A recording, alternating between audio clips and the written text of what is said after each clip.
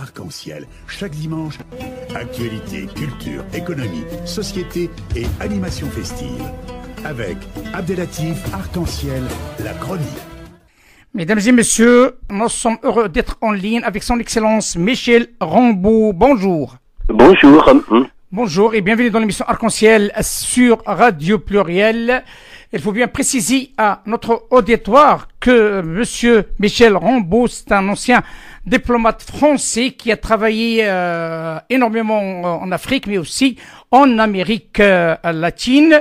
Et comme vous le savez, Excellence, le sujet qui nous touche de près, comme tout le monde, en tant qu'observateur, qu'est-ce qui se passe en France? La France est critiquée sur le plan international. De quoi il s'agit? C'est qui profite de cette situation? C'est la thématique qu'on va essayer de développer ce jour avec, bien entendu, intervenants de qualité. Après vous, il y aura Monsieur René Nabat, bien entendu, Monsieur Richard Labivière, qui vont chacun de sa façon de voir les choses, de nous expliquer de quoi il s'agit et quel remède peut y avoir afin que la France reste la France. Ma première question, si vous le permettez, Excellence, vous êtes un ancien ambassadeur en Afrique et en Amérique du Sud. Comment vous évaluez cette situation inédite de critique de la France qui arrive parfois à des ultimatums comme celui de la Chine au sujet des francs CFA?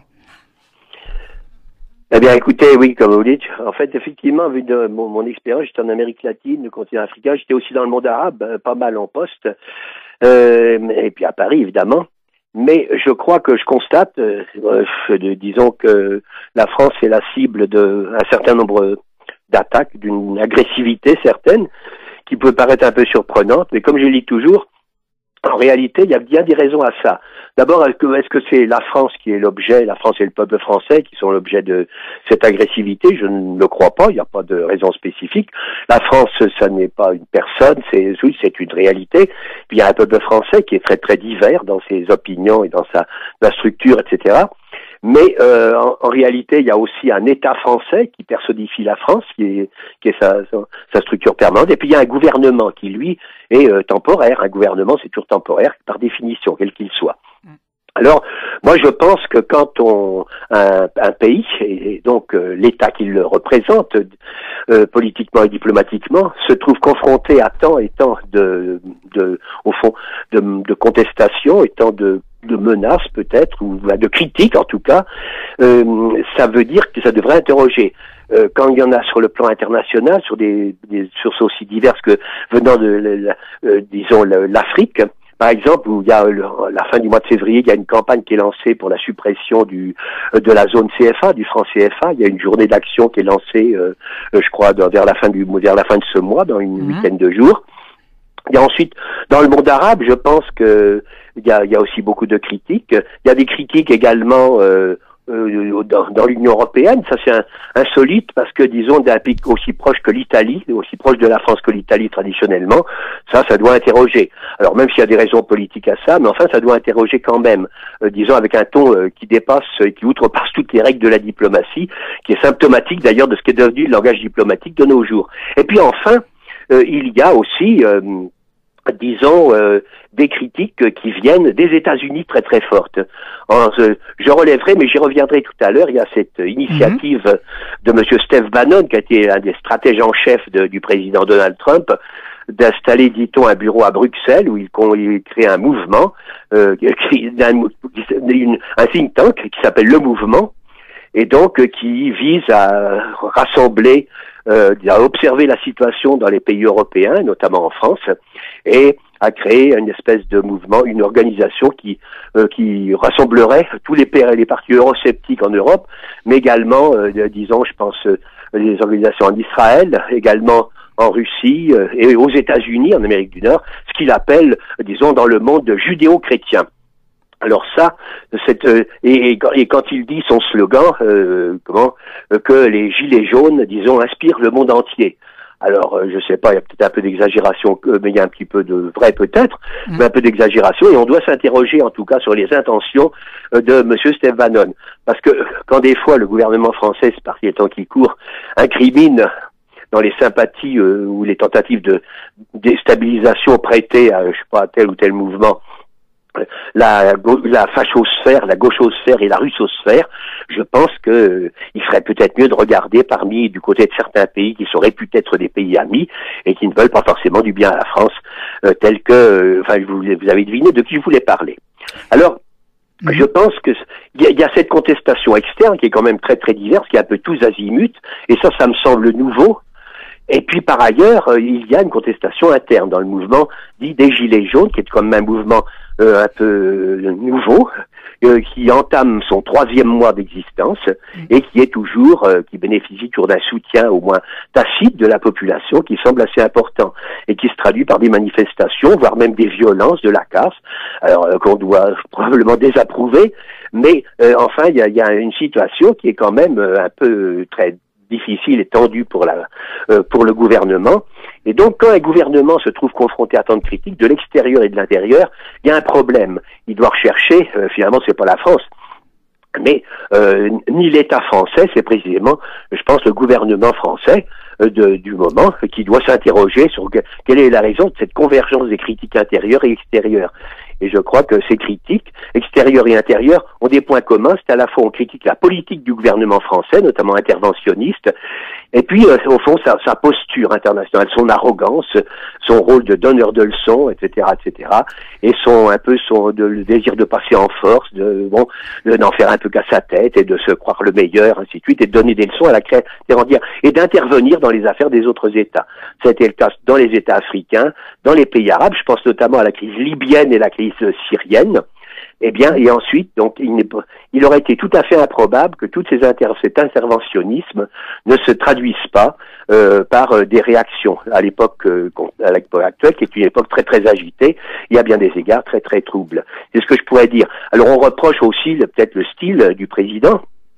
C'est-à-dire une certaine arrogance, un certain mépris, caractère donneur de leçons, l'interventionnisme, et puis des choix. Un choix, par exemple, sur le plan interne, d'avoir choisi plutôt la répression violente plutôt que le simple maintien de l'ordre, et finalement à l'extérieur, d'avoir un interventionnisme qui est toujours fondé sur une espèce de sûreté, de confiance en soi qui me semble un peu exorbitante et qui consiste finalement à violer le droit international assez souvent. Excellent, voilà ce que je pense. Excellent, j'ai bien compris. J'aimerais bien que vous me reprendrez au cas où. Là, vous êtes en train de parler du gouvernement actuel. Oui, bien sûr.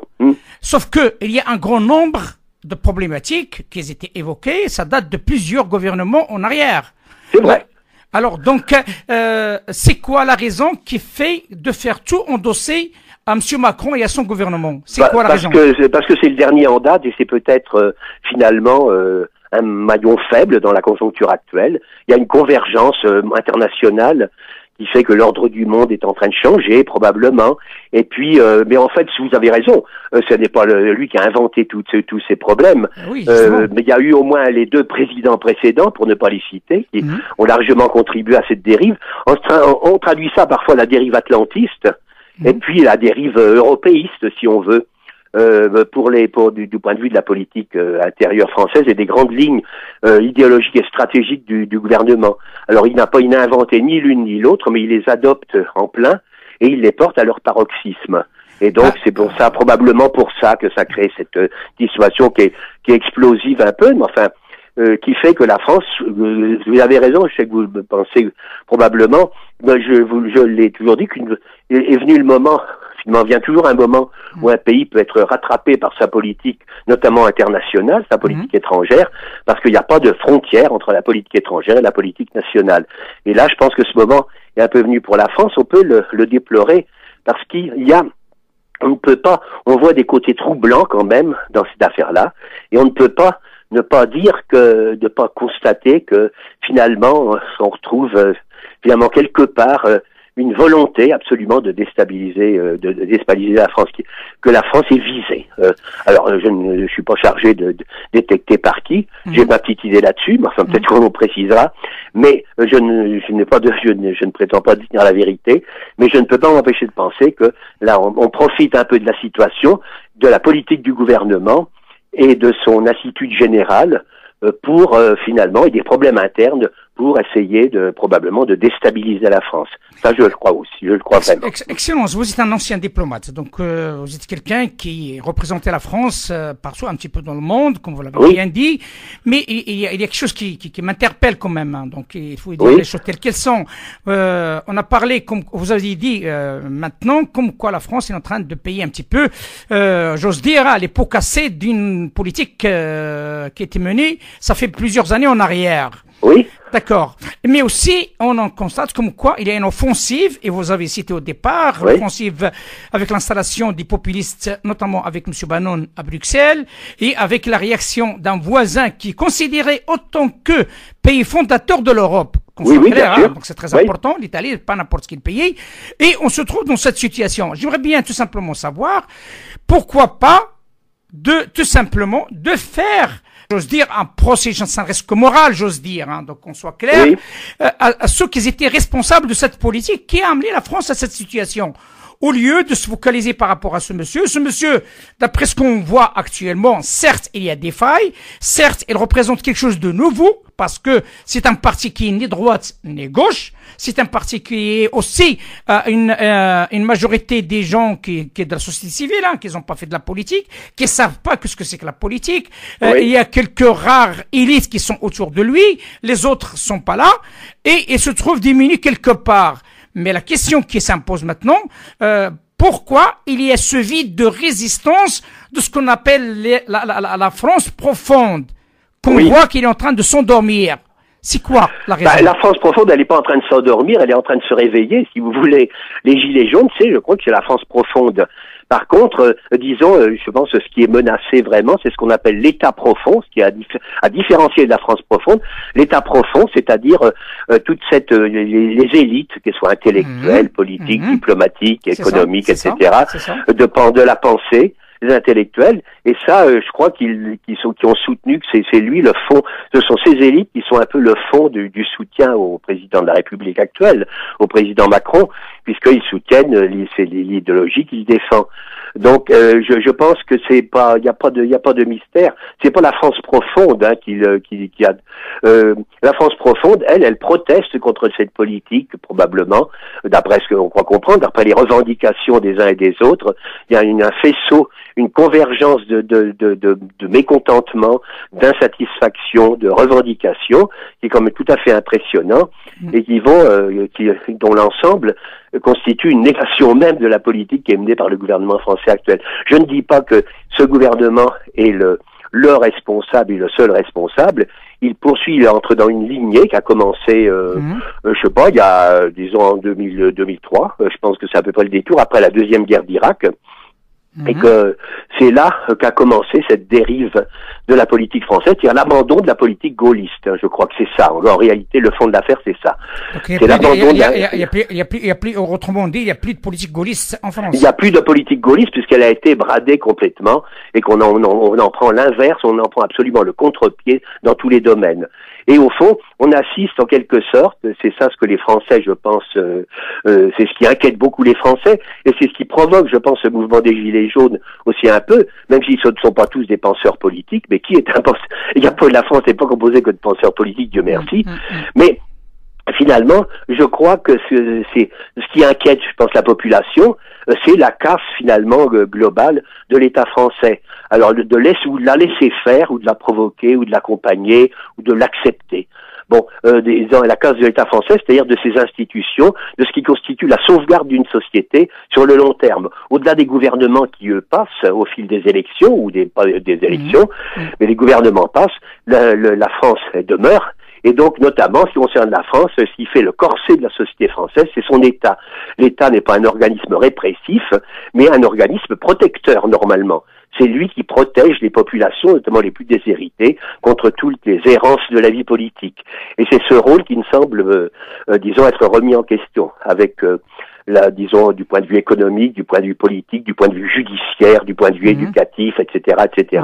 Je pense que c'est ça. La grande inquiétude, le peuple français est un peuple inquiet, il a eu beaucoup de raisons de l'être, Et je crois qu'il est inquiet de ça, de voir cette dérive et cette casse de l'État français. On dit toujours que tout le désordre, en quelque sorte, si mince soit-il, et finalement il n'est pas si mince que ça en France actuellement, et on voit pas de traces d'amélioration, disons, dans le court terme, eh bien que le désordre, que c'est le plus grand des fléaux que l'on puisse infliger à un peuple, et notamment aux plus déshérités dans ce peuple-là. Et je crois que c'est ça ce que constatent les Français, d'où la popularité de ce mouvement interne de contestation, et d'où l'affaiblissement un peu de la France au plan international, et le fait qu'elle devienne une cible pour tant de pays divers. Notons également que si la France est attaquée, on ne prête qu'aux riches et on n'attaque que les gens qui ont quand même des raisons d'être attaqués ou qui donnent des motifs à l'attaque. C'est que la France est un des 5 membres permanents du Conseil de sécurité. Exactement, oui. Donc elle a des intérêts, c'est une grande puissance. Mais je dirais que on voit bien qu'il y a une hésitation sur l'avenir de cette grande puissance, puisqu'on parle de transférer une bonne partie de la souveraineté française vers l'Union européenne, de la mutualiser, qui est déjà en difficulté, l'Union européenne, avec les fissures qui sont en train de se préparer. C'est quoi l'intérêt, d'après vous, d'opter à cette division du pouvoir français à l'ONU? Non, mais finalement, je pense que, vous savez, les gens qui ont des revendications, ils ne sont pas forcément en train de penser à de la géopolitique, ils pensent à leur vie quotidienne, et puis ils le font. Après, il peut y avoir des manipulations, beaucoup de manipulations, même et plus un mouvement est vaste et varié et divers, et donc insaisissable, et plus finalement il peut être sujet à des manipulations. Ça n'enlève rien à la validité des revendications des uns et des autres qui sont légitimes, sûrement. Mais la France est un membre permanent du Conseil de sécurité, et on s'aperçoit que dans la ligne qui est suivie par les gouvernants français actuels, eh bien qu'il y a une hésitation sur la souveraineté française quand même, puisqu'on parle d'une armée européenne, on parle de partager le siège de la France au Conseil de sécurité avec l'Allemagne, voire même dans un avenir incertain de le transférer à l'Union européenne. Tout ça, ce sont pas plus que des bruits de couloir, ce sont un peu des projets qui sont à moyen terme. Alors, ça inquiète beaucoup les Français, d'abord parce qu'aucun président n'est élu pour faire ce travail-là. Et deuxièmement, ça inquiète sur l'avenir de la France, ça fait douter la France de son avenir. Quand je disais tout à l'heure que le peuple français est un peuple inquiet, qui a besoin d'être rassuré, il n'a pas besoin il n'a aucun besoin d'être, au contraire, bousculé dans ses habitudes pour être encore un peu plus inquiet. Je pense que c'est le moment politique. Vous ne croyez pas, Excellence, comme quoi le monde bouge aussi? Il y a d'autres forces qui étaient à l'époque des forces en voie de développement. Maintenant, ça devient des forces inquiétantes. Il y a la Chine, il y a l'Inde, il y a la Russie, il y a la Turquie à côté, il y a l'Afrique du Sud, il y a d'autres forces qui naissent. Il y a le Brésil, donc comme on l'a vu. Oui, bien sûr. Et est-ce que l'espace qui était consacré à ces grandes puissances, et notamment la France inclus, se trouve de plus en plus serré par rapport au nombre de prétendants? C'est-à-dire, je dirais que c'est pas parce que les pays que vous avez cités que la France est vraiment menacée. Dans toute la campagne hostile à la France qui est mentionnée actuellement, qui est constatée actuellement, on n'y trouve ni la Russie, ni ni même la Turquie, ni la Russie, ni l'Inde, ni la Chine, ni rien du tout. Je pense qu'encore une fois, on y trouve au contraire des pays qui sont réputés alliés et amis et proches de la France. C'est là-dessus qu'on devrait s'interroger. Pour le reste, c'est un petit peu du fantasme et un peu de la propagande en même temps, je dirais, parce que c'est vrai qu'il y a une redistribution des cartes, il y a des grandes puissances, mais parce qu'elles sont grandes, précisément, elles sont peuplées, elles sont riches, etc. Mais ça n'empêche pas, ça ne se doit pas se faire aux dépens de la France. On ne constate pas d'attaques venant de Moscou, ni de Pékin, ni même d'Ankara, ni même de ceci, ni même de cela. Ça vient au sein de l'Union européenne, ça vient des États-Unis, ça vient des capitales africaines pour des questions économiques. Alors on peut voir des fois, c'est vrai, la main de telle ou telle puissance, mais on n'a pas de preuves. Mais on constate que c'est comme ça. L'exemple de Centrafrique avec la Russie. Oui. Voilà, donc, l'exemple de la Centrafrique. Mais l'exemple de la Centrafrique, ça a été provoqué au départ par une tentative au fond, de faire un printemps arabe en Centrafrique. C'est-à-dire que, comme vous le savez sûrement beaucoup mieux que moi, disons les rebelles centrafricains, finalement, c'était des islamistes qui voulaient créer un État islamique fondé sur la charia en Centrafrique. Donc, quand on disait ça à l'époque, tout le monde nous riait au nez et on nous regardait avec de grands airs en disant il est cinglé.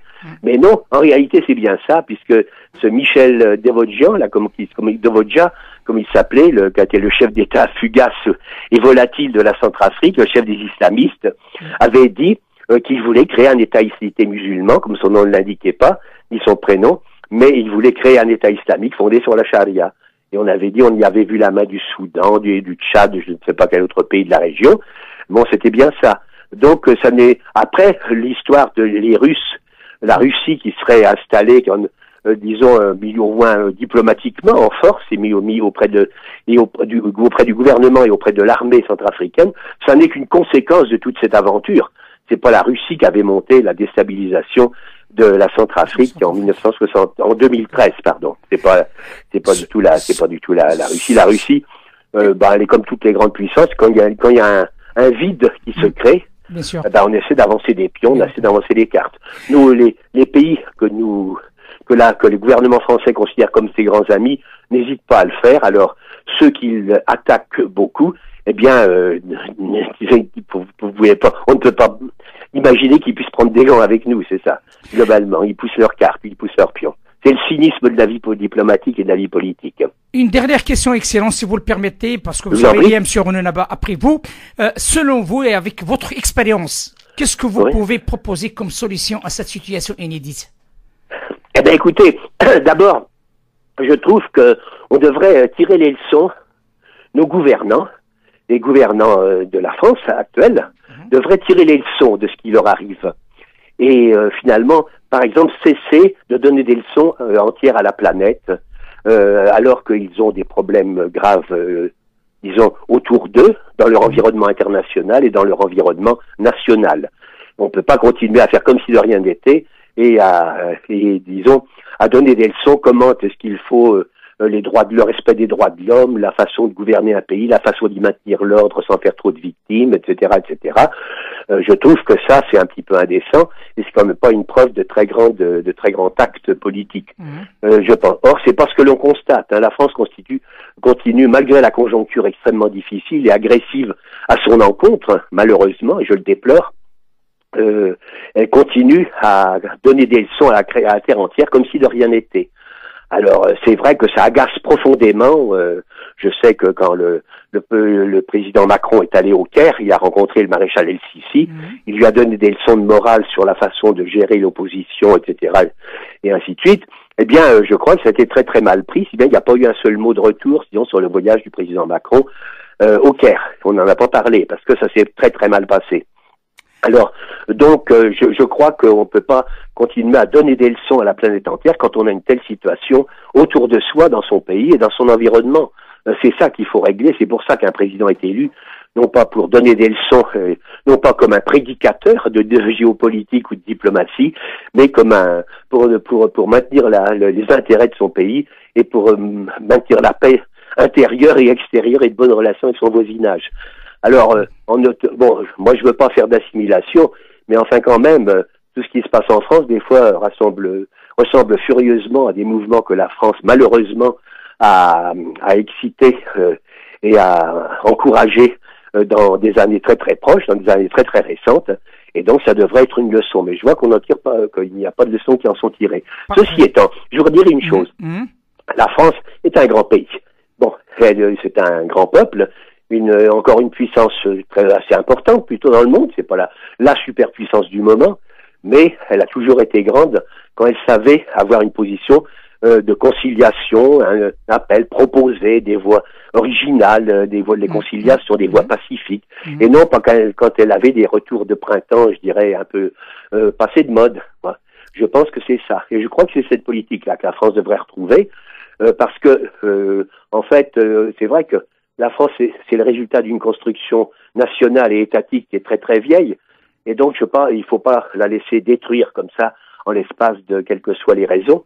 Il faut pas la détruire ou essayer de la détruire ou risquer de la détruire pour telle ou telle raison. Il y a beaucoup de gens qui œuvrent dans le même sens en pensant qu'ils œuvrent dans des sens divers actuellement. Okay. Ça, je suis très inquiet pour pour l'avenir de la France parce que malheureusement personne ne semble au fond la France vaut peut-être mieux que tous les gens qui disent la défendre et qui ne la défendent pas, ils se contentent de l'agresser.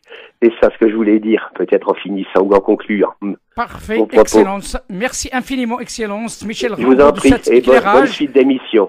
Merci bien. Donc, on donnera la suite à M. René Nabat qui passera après vous pour une autre analyse. À très bientôt, Excellence. Allez, à bientôt. Merci d'avoir invité. Au revoir. Au revoir, monsieur. Au revoir. Arc-en-ciel, chaque dimanche, actualité, culture, économie, société et animation festive. Avec Abdelatif Arc-en-ciel, la chronique.